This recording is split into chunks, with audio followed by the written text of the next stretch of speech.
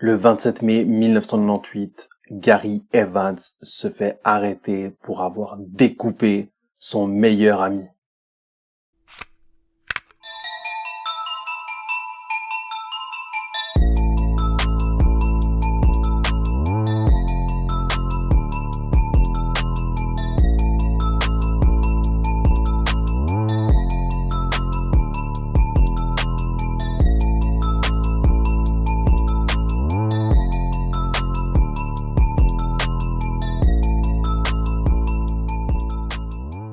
Salut tout le monde et bienvenue dans ce nouvel épisode d'Inside Story avec une histoire complètement ouf d'un tueur en série qui a fini par découper son meilleur pote avec une tronçonneuse.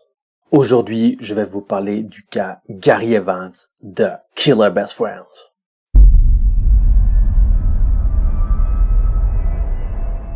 Le 27 mai 1998, les Américains, plus précisément les New-Yorkais, découvrent le nouveau visage d'un tueur en série. Les habitants de la ville de New York sont complètement effrayés, car dans l'article qui a été publié par la presse, il est précisé que le tueur en série a découpé son meilleur ami avec une tronçonneuse. Mais ce n'est pas tout. Il est également écrit dans l'article de presse que le tueur en série s'est évadé à plusieurs reprises de prison. Rien que ça, donc ça a vraiment flippé. Sans vous spoiler bien sûr, le milieu et surtout la fin de l'histoire sont vraiment ouf. Donc ceux qui restent jusqu'à la fin, vous faites le bon choix.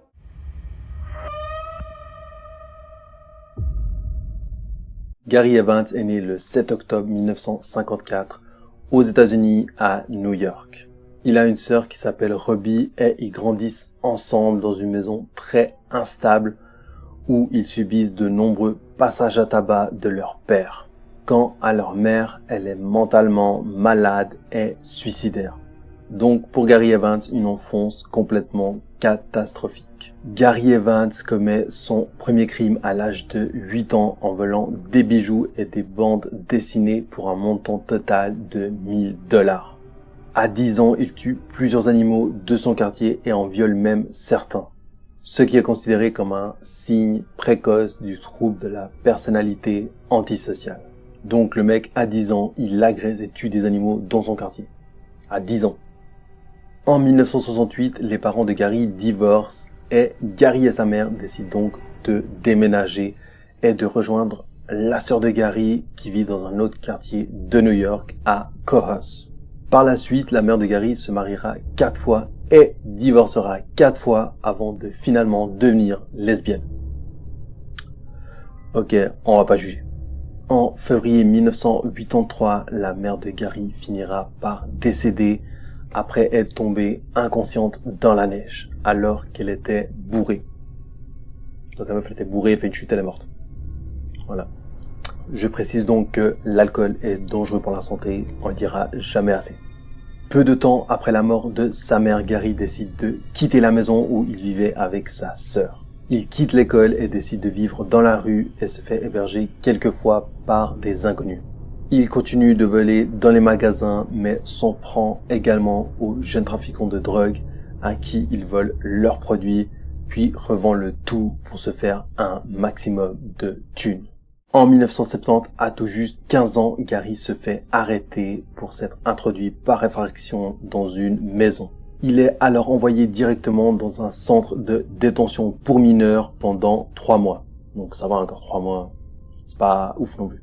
Au milieu des années 1970, Gary partage un appartement avec 2 de ses vieux amis du quartier, Michael Falco et Timothy Reisdorf, qu'on appellera par la suite Michael et Timothy, c'est plus simple. Il intensifie les vols et étudie les bijoux et les antiquités pour voler des objets qui ont plus de valeur. Donc le mec s'est carrément mis en formation de voleur, il étudie les antiquités, les bijoux et tout pour se faire un maximum de blé. C'est un ouf. Gary Evans devient très doué, il parle aux antiquaires et lui-même se fait passer pour un marchand et en même temps il observe la boutique pour trouver des moyens de s'introduire sans se faire remarquer. En gros, il faisait des repérages dans les boutiques et ses 2 meilleurs potes, Michael et Timothy, l'aidaient à s'introduire une fois la nuit tombée. Une fois, Gary Evans et ses deux meilleurs potes ont carrément creusé un tunnel sous le magasin pour pouvoir y accéder, car le magasin était entouré d'alarmes à toutes les portes et toutes les fenêtres. Les mecs, c'est vraiment des oufs, ils se sont vraiment crus dans Prison Break avec leur tunnel, et la suite c'est encore pire, le type se prend pour Michael Scofield, un malade.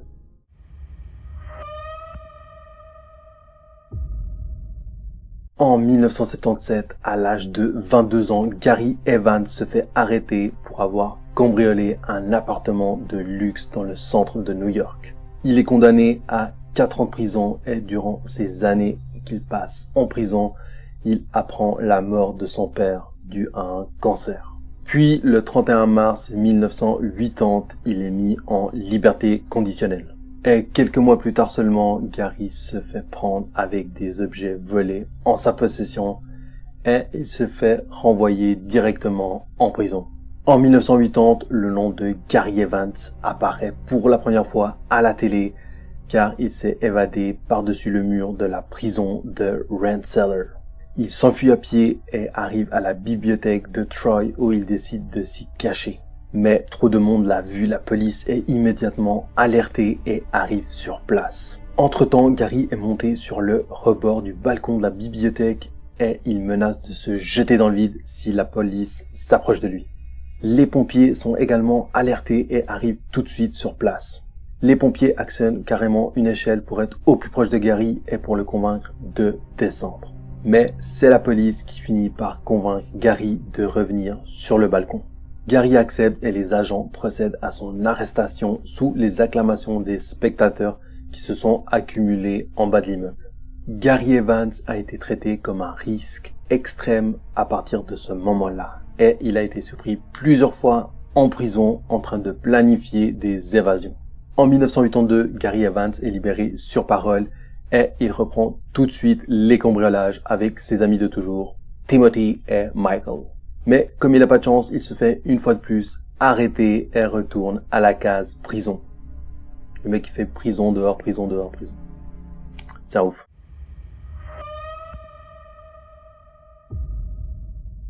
En 1984, Gary est libéré sous contrôle judiciaire, mais ce qui ne l'empêche aucunement de reprendre ses activités de voleur. Le 16 février 1985, Gary et son ami de toujours, Michael, cambriolent une bijouterie et s'emparent d'une somme totale de 15 000 $. Alors qu'ils viennent de quitter la bijouterie, il y a quelques minutes seulement, un policier qui faisait des contrôles routiers les arrête pour un contrôle banal, mais les laisse finalement partir car il n'a pas fouillé le véhicule. Gary va ensuite conduire le véhicule dans un endroit isolé. Il dit à son pote Michael de descendre pour qu'ils puissent se répartir les gains des bijoux qu'ils ont volés. Là, Gary met une balle dans la tête de son ami Michael. Puis, il enroule son corps dans un sac de couchage et le jette dans un marais. Le 21 avril 1985, la police est en repérage. Elle surveille des trafiquants et Gary sort de nulle part et vole 12 000 $ aux trafiquants et s'enfuit avec la voiture. Cela le conduit dans une course-poursuite à grande vitesse avec la police dans toute la ville, mais il se fait finalement stopper par un barrage de voitures de police et il est reconduit en prison. Il est condamné une nouvelle fois à une peine de 4 ans d'emprisonnement. Le 1 mars 1988, Gary Evans est une nouvelle fois libéré. Il aura fait 3 ans de prison au lieu de 4. Peu de temps après sa libération, Gary commence à travailler avec un autre voleur du quartier. Il s'appelle Damien et il a 27 ans. Gary et Damien ont ciblé un magasin de pièces de monnaie et de bijoux qui se trouve à Watertown, à New York. Le 8 septembre 1988, Gary et Damien font irruption dans le magasin de pièces de monnaie. Le patron du magasin dormait dans l'arrière-boutique lorsque Gary et son pote font un bruit qui le réveille. Le patron réveillé décide de voir ce qui se passe. Gary l'aperçoit et lui tire dessus à 2 reprises, tuant le patron de la boutique. À partir de ce moment-là, Damien va également disparaître et plus personne n'entendra parler de lui. Et pour cause, Gary l'a tabassé, puis l'a abattu avec son arme et a enterré son cadavre dans une forêt proche. La petite amie de Damien va demander à Gary où est passé son copain. Mais Gary réussira à la convaincre, elle et sa fille, que Damien les a abandonnés et a fui la région volontairement. Le 17 octobre 1991, Gary rentre dans la boutique de Monsieur Juban, une boutique très réputée. Il lui demande de fixer le prix d'une marchandise qu'il lui montre, puis l'abat d'une balle dans la tête et se casse avec plus de 60 000 $ d'objets qu'il aura volés. Puis, le même jour, il cambriole une autre boutique de bijoux et repart avec une jolie somme de 20 000 $. En 1993, il devient complètement taré. Il décide de voler un banc en marbre dans un cimetière en utilisant une grue. Bien sûr, les autorités sont immédiatement alertées et l'arrêtent. En 1994, Gary témoigne sur une affaire de meurtre pour aider les policiers à retrouver le tueur qu'il connaissait bien. Le 12 février 1994, la police libère Gary pour le remercier de son aide alors qu'elle ignore que lui-même il a commis des meurtres. Le 20 mars 1994, Gary vole une précieuse première édition américaine du livre The Beard of America de John James Audubon dans une bibliothèque dans le Vermont. Gary essaye de revendre le livre mais il se fait rapidement dénoncer et la police l'arrête. Mais Gary n'a pas le livre sur lui. Et la police lui promet de réduire sa peine d'emprisonnement s'il leur rend le livre. Gary accepte bien sûr de leur rendre le livre et une fois le livre récupéré, il se vend à plus de 300 000 $ dans une vente aux enchères. 300 000 $ pour un livre, c'est ouf. Jusque là, je trouve que c'est abusé comme le mec trouve toujours des moyens de réduire ses peines d'emprisonnement. À chaque fois le mec trouve un moyen, quoi. C'est ouf.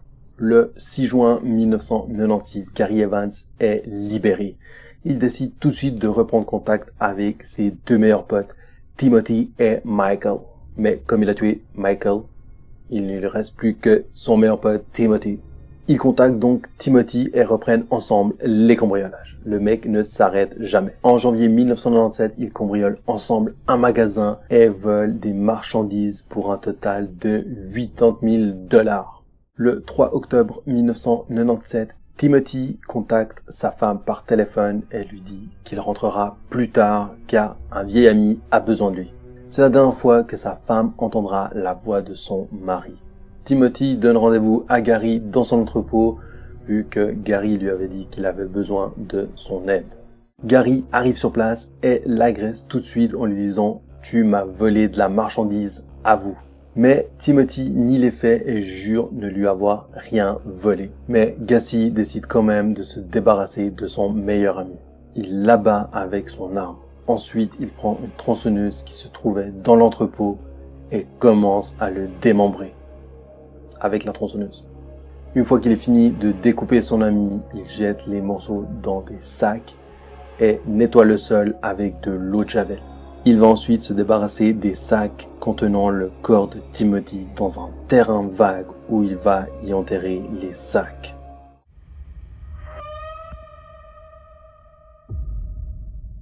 « 24 heures après la disparition de son mari, sa femme Dina se rend au poste de police et remplit un rapport de personnes disparues. La police pense d'abord à une affaire de dispute conjugale et que son mari, Timothy, se serait barré sans donner de nouvelles. Mais Dina dit à la police qu'ils se disputent rarement et que la veille, son mari avait reçu un coup de fil étrange d'un vieil ami qui lui demandait de l'aide.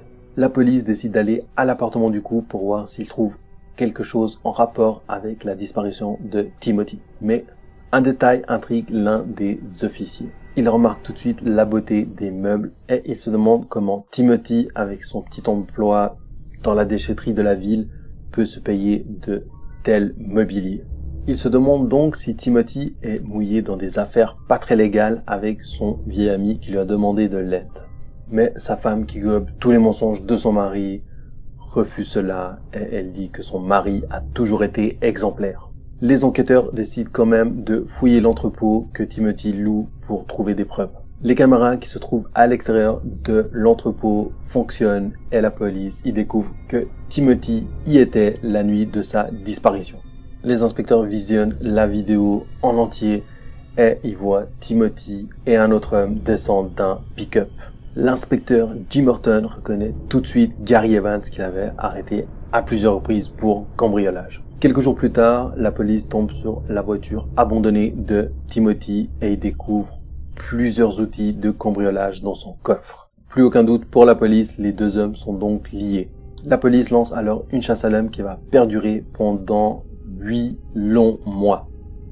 Donc pendant 8 mois, ils vont même pas réussir à trouver Gary Evans. C'est un ouf le mec. Car Gary Evans avait par habitude de se cacher de la police en changeant souvent d'identité, en se rasant le crâne, en se coupant la barbe ou inversement en mettant des perruques et en se laissant pousser la barbe. Le 27 mai 1998, Gary Evans est repéré par un inconnu qui l'a aperçu et qui a immédiatement appelé la police. La police lance alors un assaut de 10 hommes sur Gary Evans qui est arrêté sans aucune violence. Il se trouvait proche du Vermont dans un endroit où il vivait dans une tente en tant que survivaliste. L'inspecteur Horton enferme Gary quelques heures dans une cellule d'isolement avant de l'interroger. Puis l'interrogatoire commence et l'inspecteur Horton lui demande « Où est Timothy? Qu'en as-tu fait ?» Gary refuse de répondre à toute question. Mais l'inspecteur insiste et lui parle du fils de Timothy en lui disant que ce petit aimerait bien savoir où est passé son père. Gary craque et finit par tout avouer, même ses autres crimes que la police ignorait. Gary leur indique où il a enterré et jeté les corps des victimes, qui sont au total de 5. Et c'est pas fini, restez bien jusqu'à la fin, je vous ai dit, le mec est un ouf. Le 12 août 1998, Gary est inculpé de 8 chefs d'accusation et de la prison à perpétuité sans possibilité de libération. Donc la prison à vie, enfin j'ai envie de vous dire, quoi. Enfin, parce que le mec se faisait libérer chaque 2 ans, quoi. C'est n'importe quoi. Gary Evans comprit que cette fois-ci, il ne pourra plus jamais sortir de prison et ne pourra pas passer d'accord de libération avec la police. Après sa mise en accusation, Gary est transporté à la prison dans un fourgon de police. À l'insu des agents, Gary Evans s'était enfoncé une clé de menottes dans son nez. Il réussit à la sortir et se libère les mains. Lorsque le fourgon arrive près d'un pont, Gary donne soudainement un coup de pied dans la vitre latérale du véhicule et saute. Puis il commence à courir vers le bord du pont alors que les policiers le poursuivent. Et là, il saute du pont d'une hauteur de 20 mètres et meurt sur le coup. Gary Evans avait écrit une lettre à l'inspecteur Horton que celui-ci a reçue quelques jours après la mort de Gacy, où il lui avait juste écrit « J'ai gagné ». Le mec, il était sûr qu'il ne finirait pas ses jours en prison. Il a réussi une fois de plus à éviter la prison. C'est un malade mental. Bon, il est mort, mais je veux dire, c'est un ouf quoi le mec. Toujours des idées quoi.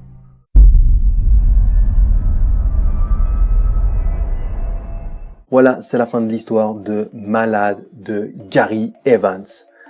Si vous avez kiffé la vidéo, je vous laisse mettre un pouce en l'air et également vous abonner si ce n'est pas déjà fait. Vous pouvez également mettre un commentaire pour me dire si vous connaissiez déjà l'histoire ou si j'ai oublié quelques détails. Quant à moi, je vous dis fermez bien vos portes et vos fenêtres le soir. On se retrouve à une prochaine histoire. Stay Inside TV.